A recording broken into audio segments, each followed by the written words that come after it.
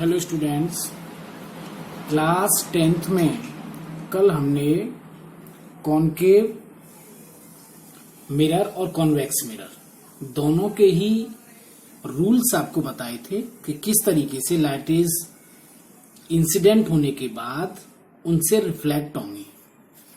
आज हम बात करेंगे कि किस तरीके से कॉनकेव मिरर पे इमेज फॉर्म होती है, means formation of different types of images by concave mirror. Okay, तो हम बात करते हैं। सपोज करो ये कॉनकेव मिरर है, ये बहुत इंपॉर्टेंट पार्ट है, ध्यान से इसको समझिएगा। ये प्रिंसिपल एक्सिस है,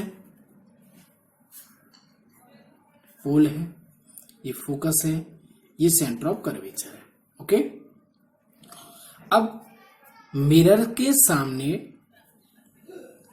ऑब्जेक्ट की पोजीशन कहीं भी हो सकती है। इट मीन्स ऑब्जेक्ट में be between pole and focus. Object यहां भी हो सकता है, ऑब्जेक्ट को हम इस एरो से दिखाएंगे। ऑब्जेक्ट यदि यहां नहीं होगा तो फोकस पे हो सकता है। तीसरा, focus and centre of curvature के बीच में हो सकता है। फोर्थ, सेंटर ऑफ कर्वेचर पे हो सकता है। Fifth, beyond the centre of curvature हो सकता है। और सबसे लास्ट में कि वो इन्फिनिटी पे भी हो सकता है, बहुत दूर हो सकता है। तो there are total 6 cases formation of images by concave mirror. First, pole and between pole and focus. Second, at the focus. Third, between focus and centre of curvature. Fourth, at the center of curvature. Fifth, beyond the center of curvature. Sixth, at infinity. Okay, तो formation of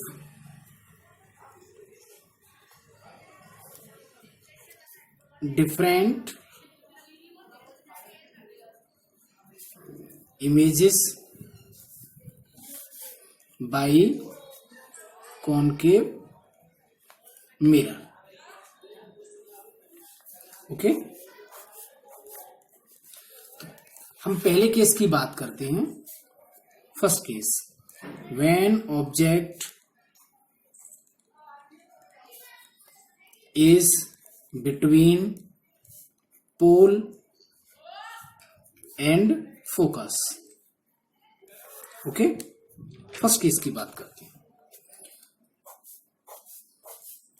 first case में this is concave mirror.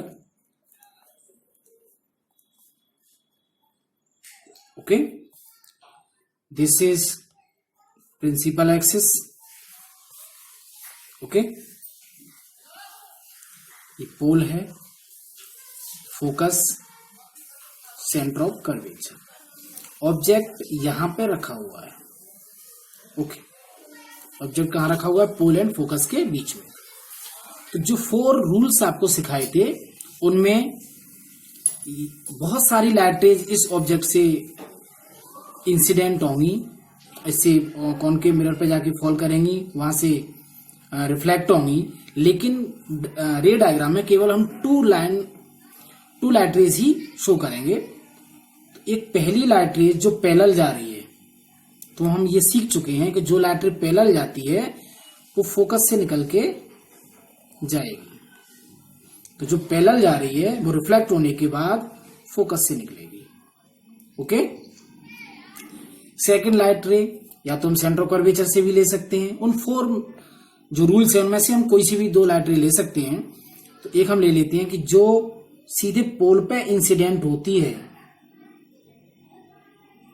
सीधे पोल पे incident हो रही है, वो उतने ही degree का एंगल बनाते हुए रिफ्लेक्ट होगी।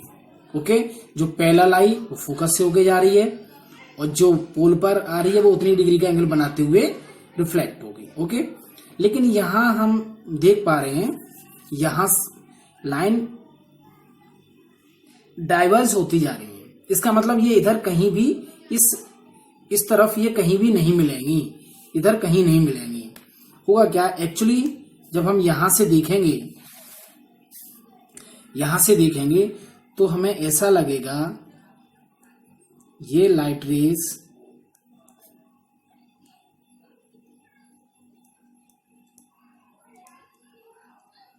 इस तरीके से, हम इसको आगे बढ़ा लेंगे।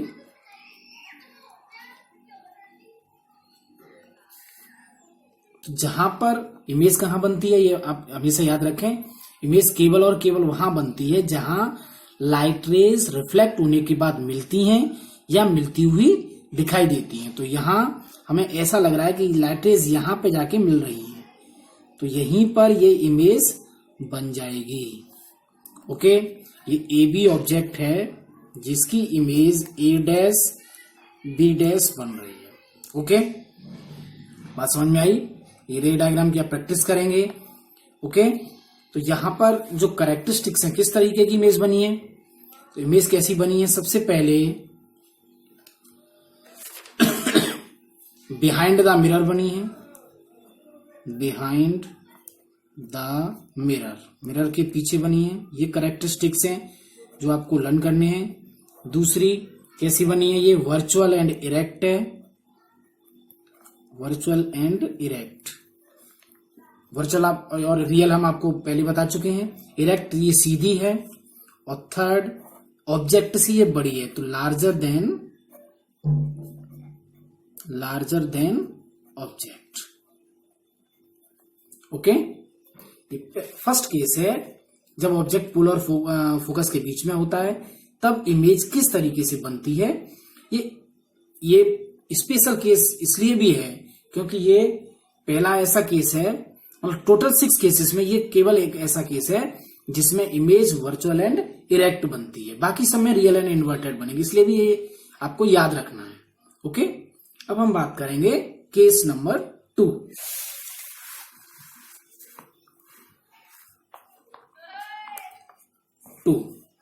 When object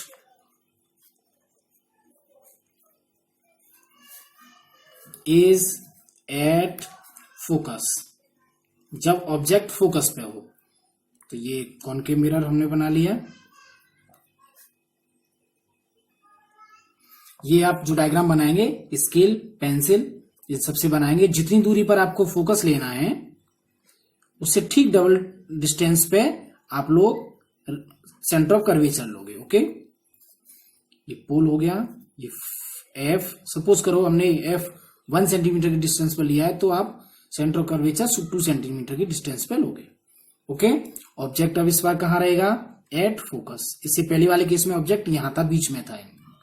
ओके, सेम उसी तरीके से यहां पे भी जो पहला लाइट रेज जाएगी फोकस से वापस जाएगी, ऐसे जा रही है, ऐसे वापस आएगी, और जो सीधे पोल पे जाके इंसिडेंट होगी वो उतनी डिग्री का एंगल बनाते हुए रिफ्लेक्ट होगी।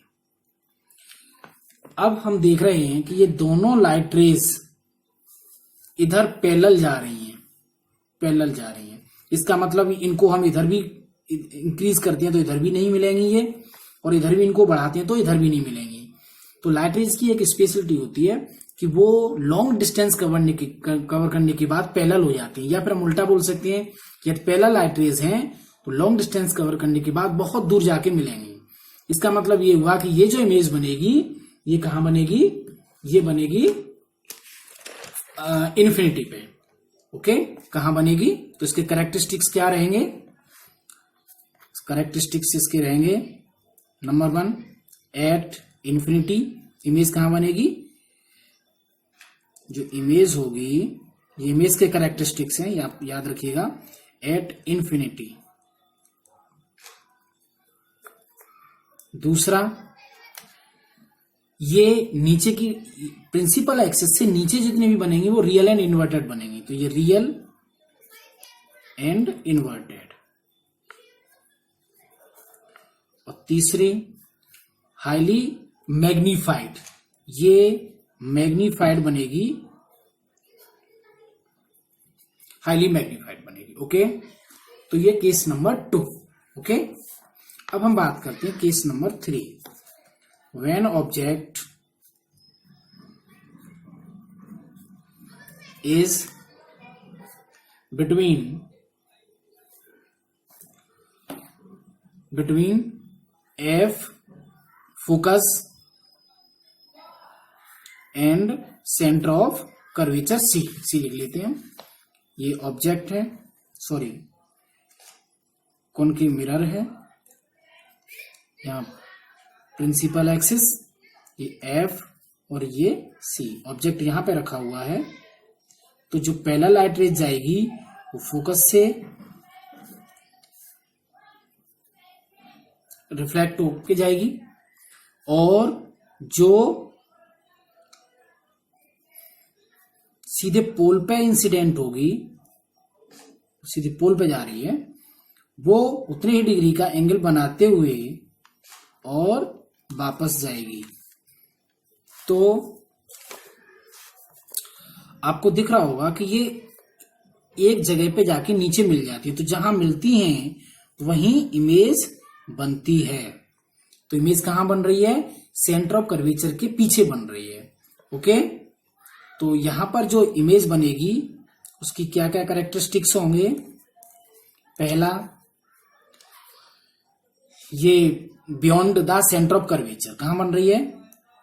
Beyond the centre of curvature mean C. Second, ये रियल एंड इन्वर्टेड है। और थर्ड, ये भी लार्जर देन ऑब्जेक्ट है, लार्जर देन ऑब्जेक्ट, ऑब्जेक्ट से बड़ी इमेज बन रही है। ओके, इस तरीके से हम 3 केस इस वीडियो में सीख चुके हैं। इनकी प्रैक्टिस करिएगा, डायग्राम बनाइएगा और अच्छे से तैयार करिएगा। नेक्स्ट वीडियो में हम इसकी बाकी की इमेजेस को डिस्कस करेंगे। Thank you.